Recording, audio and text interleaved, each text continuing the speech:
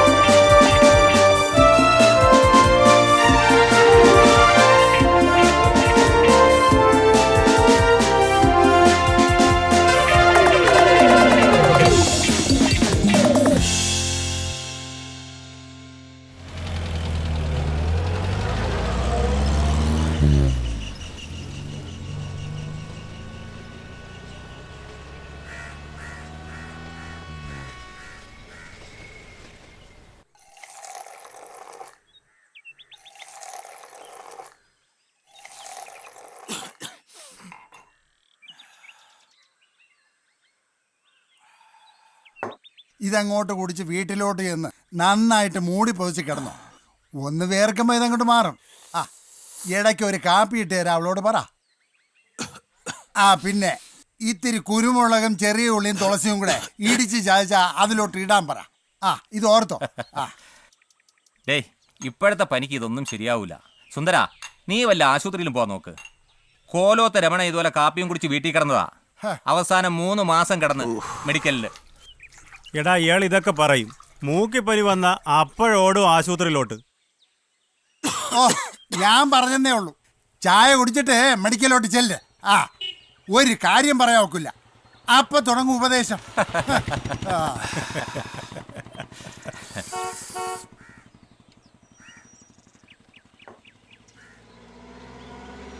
ഗൾഫുകാർ ആരാന്ന് തോന്നുന്നു.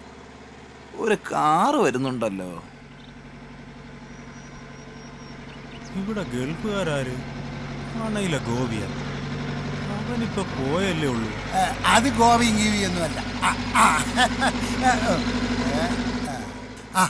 അത് വടക്കേലെ ലീലയുടെ മോനാണ് ബാലു. ഇന്ന് വരുമെന്ന് അവള് പറയണ കേട്ടു. ചെറുക്കനെങ്കിൽ രക്ഷപ്പെട്ടു. ആ ദാസപ്പന്റെ വീട് അവനാണ് വാങ്ങിയത്. അവൻ ഗൾഫിലാ? ഏയ് അങ്ങ് മൈസൂറില് സ്വന്തമായിട്ട് കമ്പനിയുണ്ട്. വലിയ നിലയിലാ. അവനിപ്പോ പോയിട്ട് 10-20 കൊല്ലം ആയില്ലേ. പ്രഭാകരൻ എവിടെ കാണുവോ? അവൻ പോയി കാണും. ലീല പറഞ്ഞുവിടും. അല്ലെങ്കിൽ അവിടെ വല്ലതൊക്കെ നടക്കും. നല്ല ഒന്നും പറയരുത്. ചായ കുടിച്ചില്ലേ? വിട്ടോ വിട്ടോ വിട്ടോ. അല്ലെങ്കിൽ നിനക്കിതൊന്നും പിടിക്കൂല.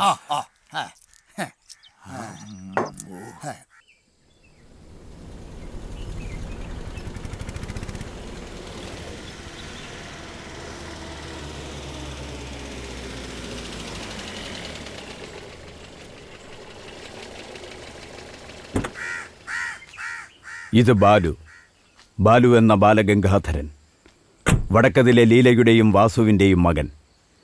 എത്രയോ വർഷങ്ങൾക്ക് മുമ്പാണ് ബാലു തനിക്കേറെ പ്രിയപ്പെട്ട മേൽപ്പറമ്പെന്ന ഈ നാടുപേക്ഷിച്ച് മൈസൂറിലെ ദേവർകൊല്ലിയിലേക്ക് നാടുവിട്ടത്.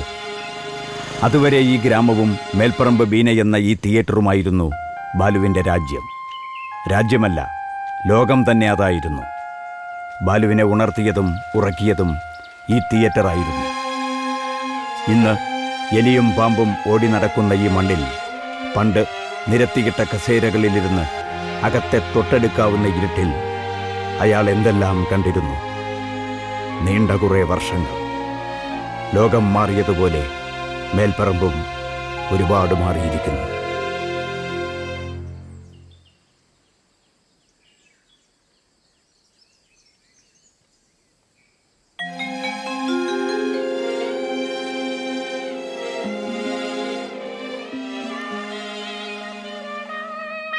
കറണ്ട് പോയിരുന്നാ മതിയായിരുന്നു. ഇവിടെയുള്ള ഈ മോട്ടറില്ലാത്തത് ഇൻ്റർവെൽ കഴിഞ്ഞാൽ പിന്നെ കാശും തിരിച്ചു തരില്ല.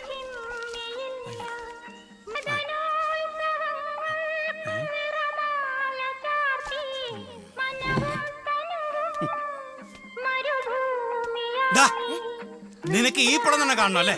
നിക്കണോടെ. ഇതാണ് പ്രഭാകരൻ, ബീന തിയേറ്ററിലെ ഓപ്പറേറ്റർ. ടിക്കറ്റ് കൊടുക്കുന്നതും പ്രൊജക്ടർ ഓപ്പറേറ്റ് ചെയ്യുന്നതും പ്രഭാകരനാണ്. ബാലുവിന്റെ മനസ്സിൽ നസീറിനും ജയനുമൊപ്പമാണ് പ്രഭാകരൻ. പ്രഭാകരനാണ് ബാലു നേരിട്ട് കണ്ട ഏക സിനിമാക്കാരൻ.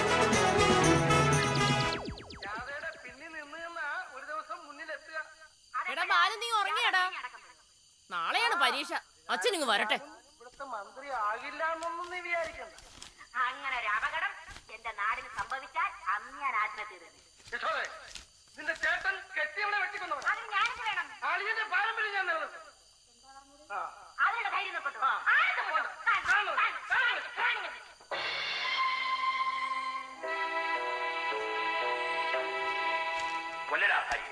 ഞാൻ എന്നെ പേടിക്കണ്ട. ഇങ്ങനെയുള്ള ഭാര്യമാർ ജീവിച്ചിരിക്കരുത്.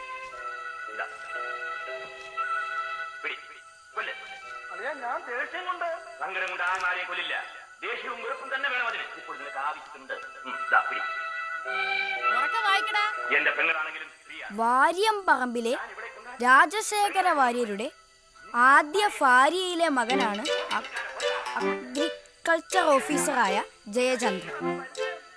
രാജശേഖരന്റെ ഇപ്പോഴത്തെ ഭാര്യയിലുള്ള മകളായ മാലതിയെ നഗരത്തിലെ ഗുണ്ടയായ ഷാജി ശല്യപ്പെടുത്തുന്നു. കോളേജ് വിദ്യാർത്ഥിയായ മാലതിയെ ഉപദ്രവിച്ച ഷാജിയുമായി ജയചന്ദ്രൻ ഏറ്റുമുട്ടുന്നു. സഹോദരനാണെന്നറിയാതെ മാലതി ജയചന്ദ്രനുമായി പ്രേമത്തിലാകുന്നു.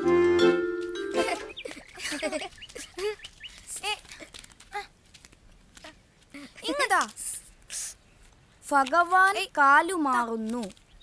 ഇന്നേ സിനിമയില്ല, നാടകമാണ്. ഇങ്ങ് താടി.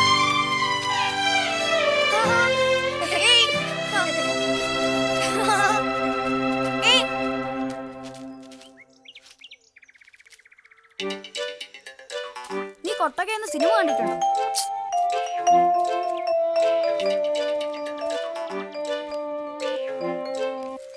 ബോർഡ് വെച്ചാ പാസ് കിട്ടും. പാസ് ഉണ്ടെങ്കിൽ പൈസ കൊടുക്കണ്ട.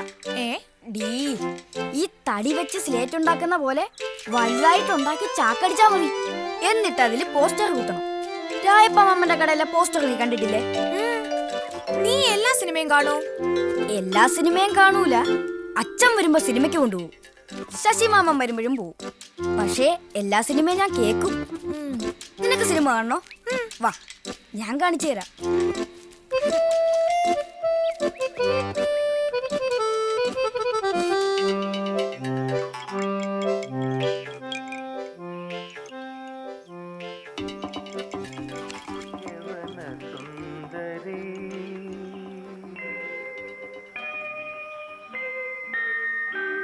ഇതേത് പടമാണെന്ന് അറിയാൻ വയ്യ. നല്ല പാട്ടല്ലേ? എന്റെ അച്ഛന്റെ ടേപ്പുണ്ട്. അതിൽ ഇഷ്ടം പോലെ പാട്ടുമുണ്ട്. നാളെ അച്ഛൻ വരും. പിന്നെ പാട്ടിന്റെ ബഹളമാണ്. മണി 3 കഴിഞ്ഞ് ഒന്ന് ചോറ് തന്നെ. അയ്യോ പിടി.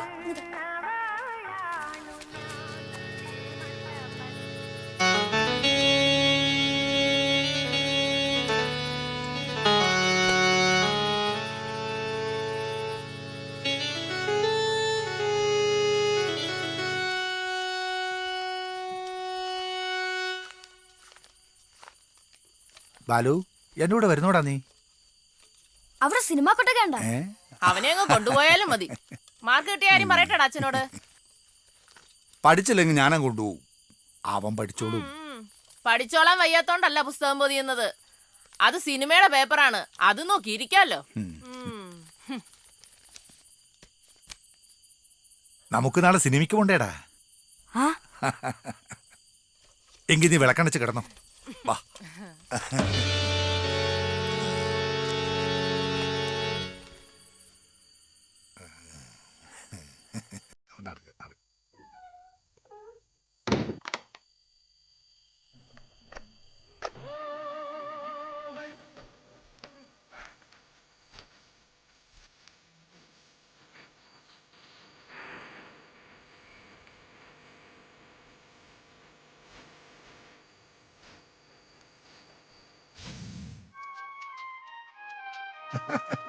എടാ നീ കളിക്കൽ വിട്. ആ 3 ജോഡി വെച്ചാ മതി. എന്നാലും സമയത്ത് ഇറങ്ങാവൂ. കിടന്ന് മയങ്ങിപ്പോയി. ഇന്നലെ ഉറങ്ങിക്കാണൂല. സാധാരണ 2-3 ആഴ്ച ലീവ് ഉള്ളതാണല്ലോ വാസുവിന്. അതിപ്പോ അവര് പറയുന്നത് തന്നെ. ബോംബെക്കാരുടെ തോട്ടമല്ലേ, ഇപ്പൊ നല്ല പണിയുള്ള സമയ. മഴയൂല്ല, ഒരാഴ്ച കിട്ടിയത് തന്നെ ഭാഗ്യം. എന്നാ പിന്നെ കുറച്ചുകൂടി കഴിഞ്ഞ് വന്നാ പോരായിരുന്നു. അതെങ്ങനെ?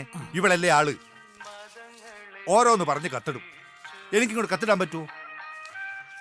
പോസ്റ്റ് ഓഫീസിൽ പോയിട്ട് വരാൻ 2 ദിവസം എടുക്കും. പിന്നെ ഇങ്ങ് പോരാമെന്ന് വെച്ചു. നാളെ തന്നെ പോവും വേണം. കൂക്കൊടുങ്ങി. മണി 3 കഴിഞ്ഞു. കുമാർ എന്തൊക്കെയാവോ വയ്യ.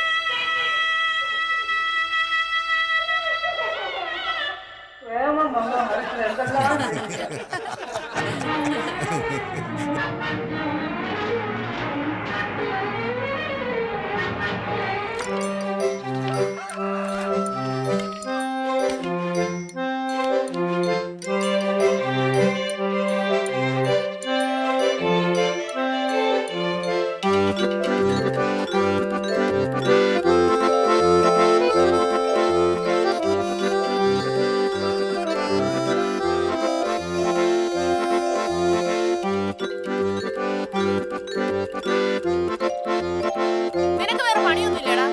അച്ഛൻ അങ്ങോട്ട് പോയപ്പോ തുടങ്ങിയല്ലേ? ബോർഡ് വെച്ച പാസ് തരാമെന്ന് പ്രഭാകരമാവൻ പറഞ്ഞു. പാസും കൊണ്ട് ഇങ്ങോട്ട് വാ, നീ പോയി പാല് മേടിച്ചോണ്ട് വാടാ. പ്രഭാകരമാമൻ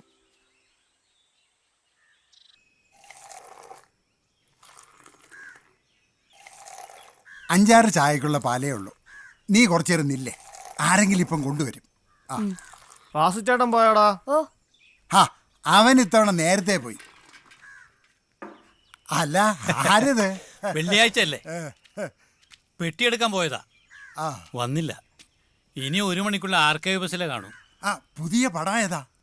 ആക്രമണം. കണ്ടൊക്കെ ഉണ്ടോ? ജയന്റെ പടത്തില് 8 സ്റ്റണ്ടുണ്ട്. ഈ ജയം മരിച്ചത് വല്ലാത്ത സങ്കടമായിപ്പോയി. നസീറിന് ഇപ്പൊ പടമൊന്നുമില്ലല്ലേ? നാസീറിന് പടമൊക്കെ ഉണ്ട്.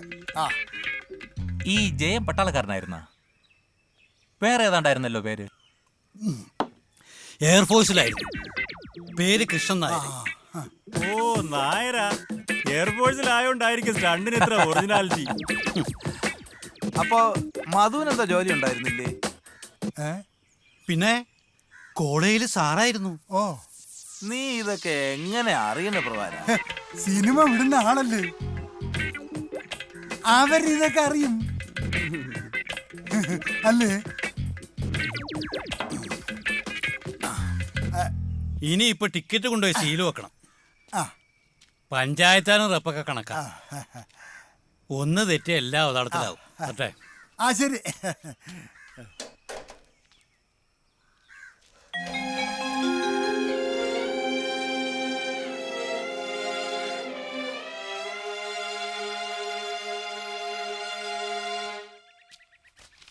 ബാലുവേ, അമ്മേ, ദേ അച്ഛൻ വന്നു. വാ, ഇത് പിടി.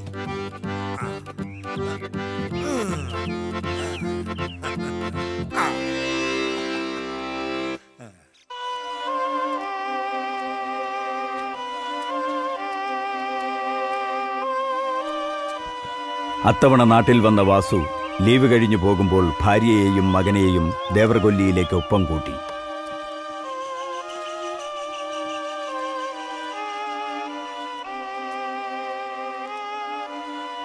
ഏഴാം ക്ലാസ്സിൽ വെച്ച് പഠിപ്പ് നിർത്തിയ ബാലു തോട്ടത്തിൽ അച്ഛന് സഹായിയായി.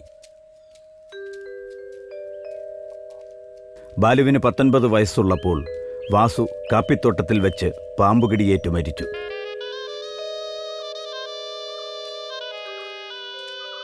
കമ്പനിയിൽ നിന്ന് കിട്ടിയ നഷ്ടപരിഹാര തുകയുമായി ബാലുവും അമ്മയും നാട്ടിലേക്ക് വണ്ടി കയറി. തിരികെ എത്തിയ ബാലു വർക്ക്ഷോപ്പിൽ പണിക്ക് പോയി തുടങ്ങി.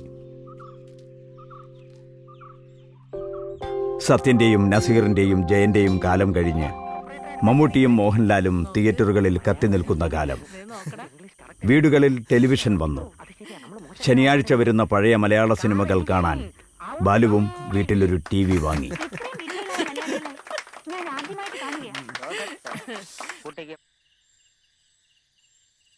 ഓ, അവന് വർഷാപ്പിൽ നിന്ന് അങ്ങനെ വലിയ വരുമാനമൊന്നുമില്ലല്ലോ. പണി അറിയാമെങ്കിൽ ഇപ്പൊ ഗൾഫിലൊക്കെ ഭയങ്കര കാശാന്നേ. ആഹാ. നമ്മുടെ വിളപ്പിലെ പ്രകാശില്ലേ, അവന് വർക്ക്ഷോപ്പിലായിരുന്നല്ലോ ജോലി.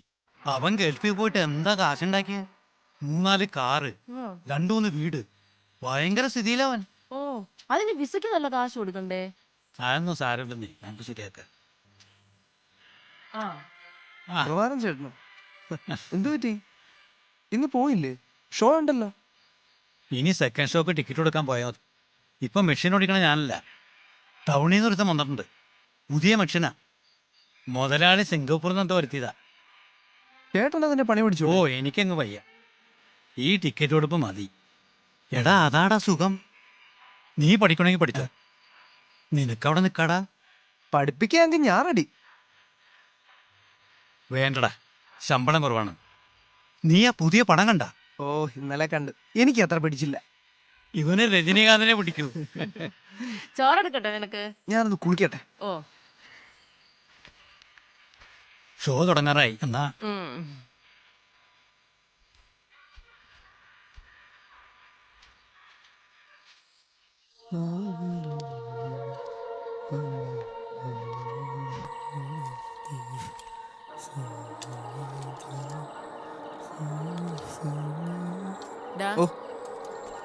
പോയി കിടന്നുറങ്ങ്.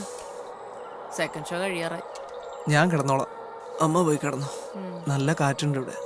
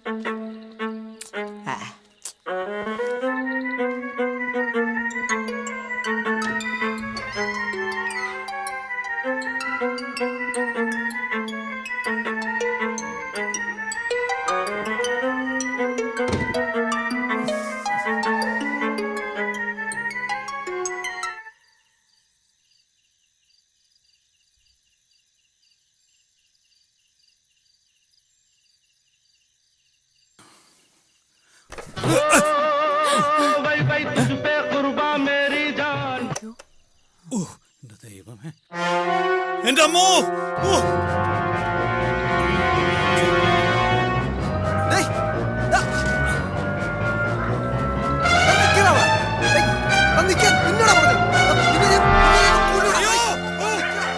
അന്ന് പ്രഭാകരന് പിറകെ ഓടിയ ബാലുവിനെക്കുറിച്ച് 1 മാസം വിവരമൊന്നുമില്ലായിരുന്നു. പ്രഭാകരൻ തല്ലിക്കൊന്നതാണെന്ന് വരെ നാട്ടുകാർ പറഞ്ഞു. ലീലയും അത് വിശ്വസിച്ചു. 1 മാസം കഴിഞ്ഞ് ബാലുവിന്റെ കത്ത് ലീലയ്ക്ക് വന്നു. ദേവരകൊല്ലിയിലാണെന്നും കാപ്പിത്തോട്ടത്തിൽ പണിക്ക് കയറിയെന്നും കത്തിലുണ്ടായിരുന്നു. കുറ്റബോധം കൊണ്ട് ലീലയ്ക്ക് പ്രഭാകരനോട് സ്നേഹം കൂടുകയും പ്രഭാകരൻ ലീലയുടെ വീട്ടിൽ സ്ഥിരതാമസമാവുകയും ചെയ്തു.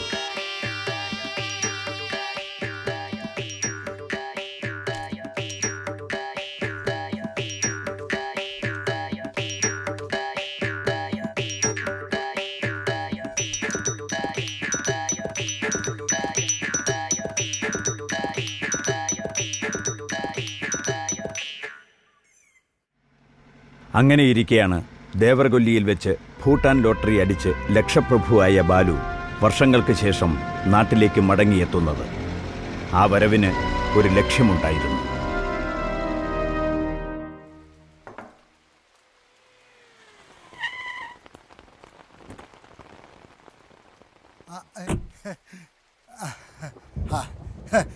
എന്റെ പൊന്നെ, ഇതാര്? വലുതായി, സിനിമ നടനെ പോലെ ആയി. നിങ്ങൾക്ക് ഇത് ആരാണെന്ന് മനസ്സിലായില്ലേ? വടക്കേലെ ലീലയുടെ മോൻ ബാലു. അത് നിനക്കെങ്ങനെ മനസ്സിലായപ്പ? അതിവൻ ഇടയ്ക്കിടയ്ക്ക് ഫോട്ടോ അയക്കുമല്ലോ, അത് ലീല കൊണ്ട് കാണിക്കുമായിരുന്നു. ഇവൻ പൈസ അയക്കുമ്പോ അവളുടെ കൂടെ ബാങ്കിൽ പോണത് എന്റെ മോളല്ലായിരുന്നോ?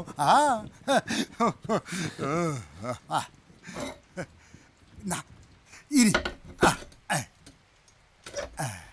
നമ്മുടെ പ്രഭാകരൻ ചേട്ടനെ കണ്ടിരുന്നു.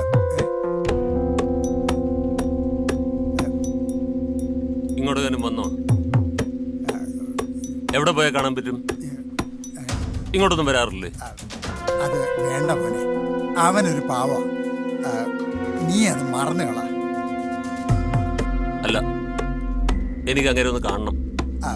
തിയേറ്ററൊക്കെ പൊളിഞ്ഞു പൂട്ടി, ആകെ കഷ്ടത്തിലാണ്. അക്കരെ ഒരു കടയില് ചായ ഒഴുപ്പായിരുന്നു.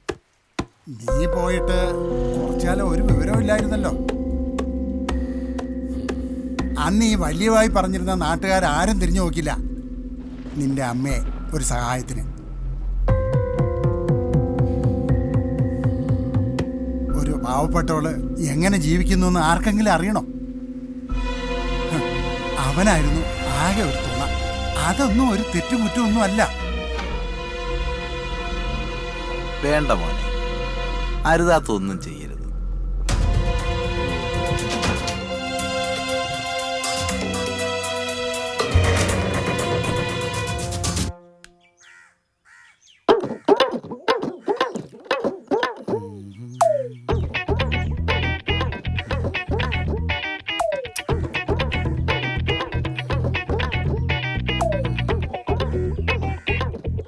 എന്റെ അടുത്തോണം നിങ്ങളെ കളി.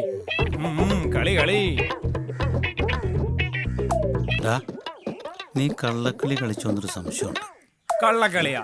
നിങ്ങൾ പെട്ട് കേട്ടാ. ഞാൻ പെടാനാ. അതിനിത്തിരി പുളിക്കണം.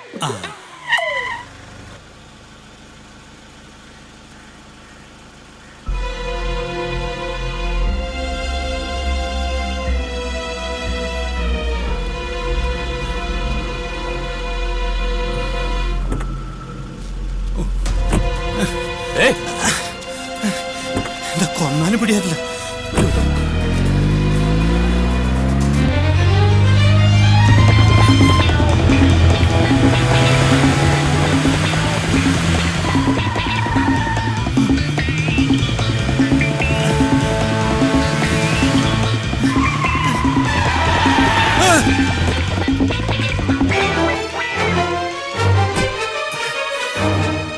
അയ്യോ, എന്നാ ചെയ്യരുത്. എനിക്കൊരു സിനിമ ചെയ്യണം. എന്തോന്ന്? എനിക്കൊരു സിനിമ എടുക്കണം. ഇപ്പോഴാ? നീ അവിടെ ചെന്ന് ചോദിച്ചു. അപ്പോഴേ എനിക്ക് പഞ്ചായത്ത് ഓഫീസർ പോണം. ഈ ആ പൈസ വരും തരും. ഞാൻ ഇറങ്ങട്ടെ. 3 ചായ. ഓ ശരി ശരി. അല്ല യൗമാർ യോഹിച്ചാ?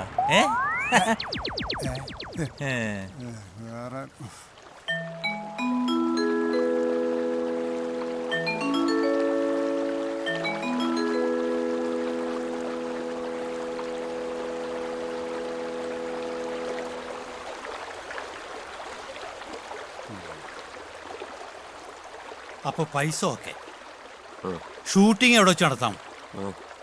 ഉദയ സ്റ്റുഡിയോയിൽ ക്യാമറ കാണും. നടന്മാരെ ബുക്ക് ചെയ്യണം. അതിനിപ്പോ പ്രഭാകരൻ ചേട്ടൻ ഇങ്ങനെ പറഞ്ഞ എങ്ങനെയാ? നിങ്ങൾക്ക് സിനിമയെ പറ്റി നന്നായിട്ട് അറിയാവുന്ന ആളല്ലേ? അത് തന്നെ. ഇപ്പൊ സിനിമയെന്നൊക്കെ വിട്ടില്ലേ. മാത്രമല്ല, നസീർ മരിച്ചു. സോമനും സുകുമാരനും അടൂർബാസിയും ബഹദൂറൊക്കെ മരിച്ചില്ലേ. അതിപ്പോ മരിച്ചവരെ പിടിച്ച് അഭിനയിപ്പിക്കാൻ പറ്റും. വേറെ വഴി നോക്ക്. വേറെ വഴി നോക്കാം. ഷൂട്ടിങ്ങിന് ക്യാമറയുടെ ആള് വേണ്ടേ? ആളുണ്ട്.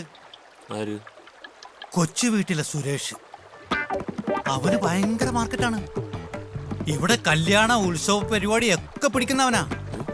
നല്ല ഒറിജിനാലിറ്റിയാണ്. അത് ശരിയാക്കാം. ഇനി കഥ വേണം. കഥയൊക്കെ ഉണ്ട്. അവിടെയാണ് സിനിമ തുടങ്ങുന്നത്. അച്ഛനും അമ്മയ്ക്കും 3 മക്കൾ, 2 ആണും 1 പെണ്ണും. അച്ഛന് തടിമേലിലാണ് ജോലി. വളരെ കഷ്ടപ്പെട്ട അവർ വളർത്തുന്നത്. മൂത്ത മകൻ പഠിച്ച കോളേജിലെത്തിയെങ്കിലും ഒരു അപകടത്തിൽപ്പെട്ട് അവന്റെ കാൽ നഷ്ടപ്പെട്ടു. വികൃതിയായ 2ാമത്തെ മകൻ അടുത്ത വീട്ടിൽ നിന്നൊരു സ്വർണ്ണമാല മോഷ്ടിക്കുന്നു. അച്ഛൻ ഇതറിയുന്നു, അവൻ നാട് വിടും. ഒരു ദിവസം മകൾ കോളേജിൽ ചോര ശബ്ദിച്ചു വീഴും. ആശുപത്രിയിൽ വെച്ചാണ് അവൾക്ക് ക്യാൻസർ ആണെന്ന് അറിയുന്നത്. അച്ഛൻ അവളെ രക്ഷിക്കാൻ വേണ്ടി സ്വന്തം കിഡ്നി വിൽക്കാൻ തയ്യാറാവുന്നു.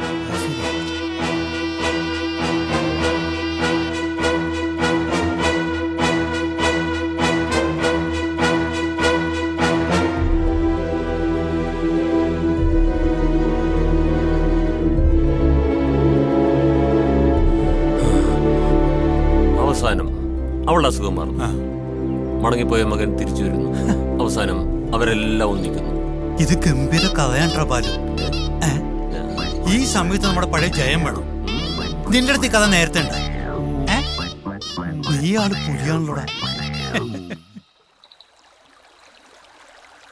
അപ്പൊ കഥ ഓക്കെ. അച്ഛനായിട്ട് മധുസാറിന് വെക്കാം. IG ആയിട്ടിപ്പോ GK പിള്ള സാറിനെ വെച്ചാ പോരെ? ബാക്കിയുള്ളവരോ? അമ്മയായിട്ട് KR വിജയ. അവരുടെ 2 പാട്ട്, മധുസാറിന് 1 പാട്ട്. ഇവരൊക്കെ പോയി കാണണ്ടേ? കാണണം. പക്ഷേ ഒരു പ്രശ്നമുണ്ട്. എന്തോന്ന് പ്രശ്നം? ഈ നിരച്ച് കുറച്ച് വേഷത്തിൽ പോയാലേ അവരൊന്നും മൈൻഡ് ചെയ്യൂല. നീ പോയി ടൗണിൽ നിന്ന് നല്ല ഡൈ വാങ്ങിച്ചുണ്ടാ. മുടിയൊക്കെ കറുപ്പിച്ച് നല്ല കുട്ടപ്പനായിട്ടൊരു പോക്കുണ്ട്. അതൊക്കെ ചെയ്യാം. പോയി കാണുന്ന കാര്യം പറ. നീ ധൈര്യമായിട്ടിരിക്കടേ, അതിനൊക്കെ വഴിയുണ്ട്. എന്തോന്ന് വഴി? നമ്മുടെ മെമ്പർ ഉണ്ണിസാറിനൊന്ന് പിടിക്കണം. പുള്ളി DCC ഒരു കത്ത് വാങ്ങിച്ചു തരും. മതിയാ? എന്താ?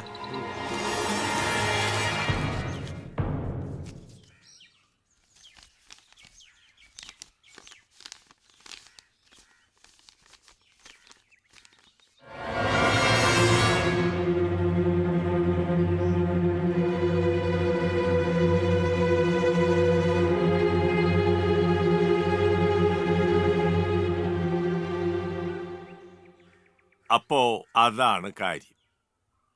IG ആയിട്ടാണ് അല്ലേ? തണ്ടുണ്ടോ? ഇല്ല, വെടിവെക്കുന്ന രംഗമുണ്ട്. അത് കുഴപ്പമില്ല. ഈ പ്രായത്തിൽ ഫൈറ്റ് ശരിയാവൂല. വെടിവെക്കാം. ഞാൻ വരാം. വേറെ ആരൊക്കെ ഉണ്ട്? മധുസാറൊക്കെ ഉണ്ട്. പിന്നെ KR വിജയം. ബാക്കിയുള്ളവരൊക്കെ ബുക്ക് ചെയ്യണം സാർ. മധുവൊക്കെ എൻ്റെ ജൂനിയറാണ്. ഞാൻ സിനിമയിൽ വന്ന് 9 വർഷം കഴിഞ്ഞിട്ടാണ് മധു വരുന്നത്. അംബിക ആദ്യം എൻ്റെ കൂടെയാണ് അഭിനയിച്ചത്.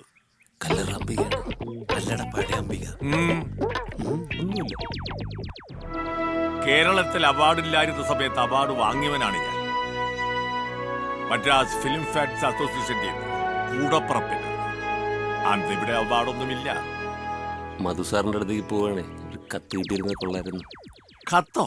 മധുസാറിന് കൊടുക്കാനാ? അത് വേണ്ട, നിങ്ങൾ പൊയ്ക്കോ, ഞാൻ വിളിച്ചു പറഞ്ഞോളാം. ഓ ശരി സാർ. പിന്നെ തിരുവനന്തപുരത്തല്ലേ ഷൂട്ടിംഗ്? എനിക്ക് താമസിക്കാൻ മസ്കറ്റ് ഹോട്ടലിൽ ഒരു മുറി. ഓ അതിനെന്താ സാർ.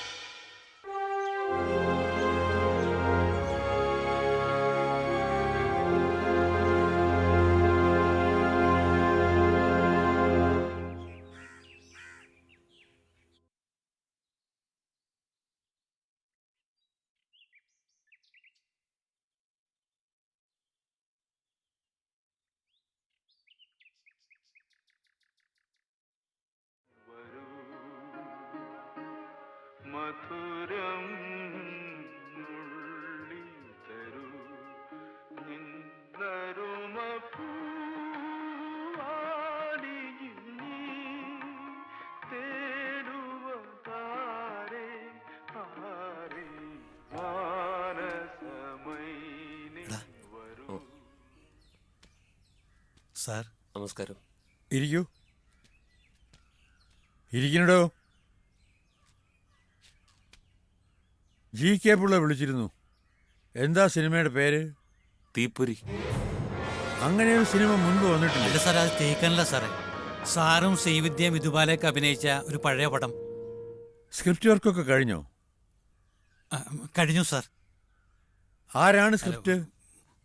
ഞങ്ങളൊക്കെ തന്നെ. കഥ എഴുതിയതാരാ? അത് ഞാനാ. എനിക്ക് എത്ര സീൻ കാണും? അങ്ങനെയൊന്നുമില്ല.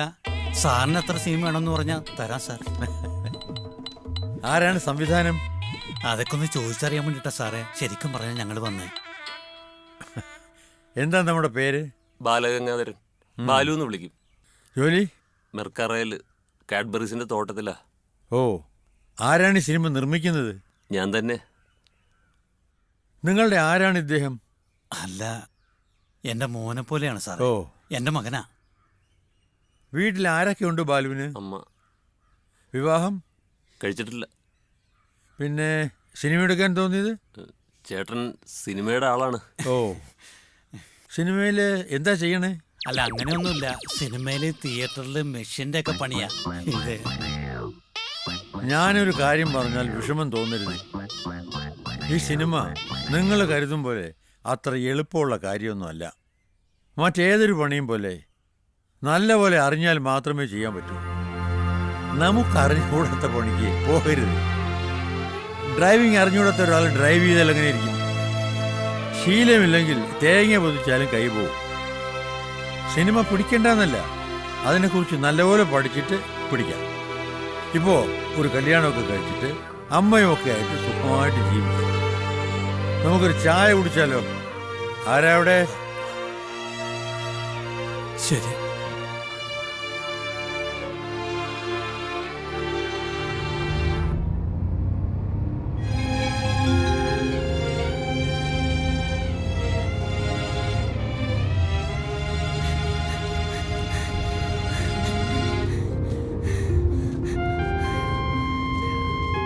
മേൽപ്പറമ്പ് ബീനയുടെ നയനമനോഹരമായ വെള്ളിത്തിരയിൽ ഇന്നു മുതൽ നായാട്ട് അപ്രമാണികളെ വിസ്മയത്തിൽ ആറാടിച്ചുകൊണ്ട് നിത്യഹരിത നായകനായ നസീറും യുവാക്കളുടെ ഹരമായ ജയനും തകർത്തഭിനയിച്ച ചലച്ചിത്ര കാവ്യം നായാട്ട് പ്രേക്ഷകരുടെ അഭ്യർത്ഥന മാനിച്ച് ദിവസവുമുള്ള ഫസ്റ്റ് ഷോയ്ക്കും സെക്കൻഡ് ഷോയ്ക്കും പുറമെ ശനി ഞായർ ദിവസങ്ങളിൽ മാറ്റിനി ഷോ ഉണ്ടായിരിക്കുന്നതാണ്.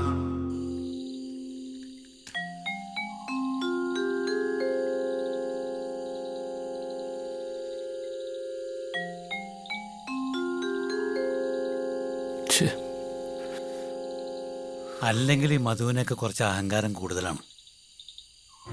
നമ്മൾ സിനിമ ചെയ്യുന്ന അവർക്ക് ഇഷ്ടപ്പെടില്ല. നമുക്കറിയില്ലാത്ത കുറെ വാക്കുകളും കാര്യങ്ങളും പറഞ്ഞു. അത് ഈ ആയുർവേദത്തിൽ അങ്ങനെയൊക്കെ തന്നെ. ആസവം, വസ്തി, ഗുസ്തി എന്നൊക്കെ പറയും.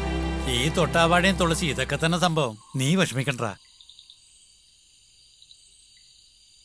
അതേ, നമുക്ക് ആ രാഘവനെ പോയി കണ്ടാലോ? നടൻ രാഘവനെ. അത് ശരിയാ.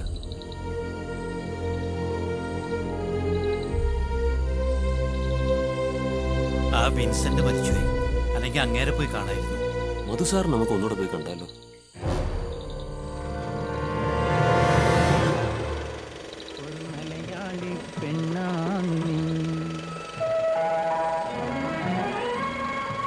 വടക്കിലി തളത്തിൽ പൂജയെടുപ്പിന് വെളുപ്പാങ്കാലത്ത് കണ്ടപ്പോ ആദിയിൽ ഹൗവ തൻ ഹൃദയം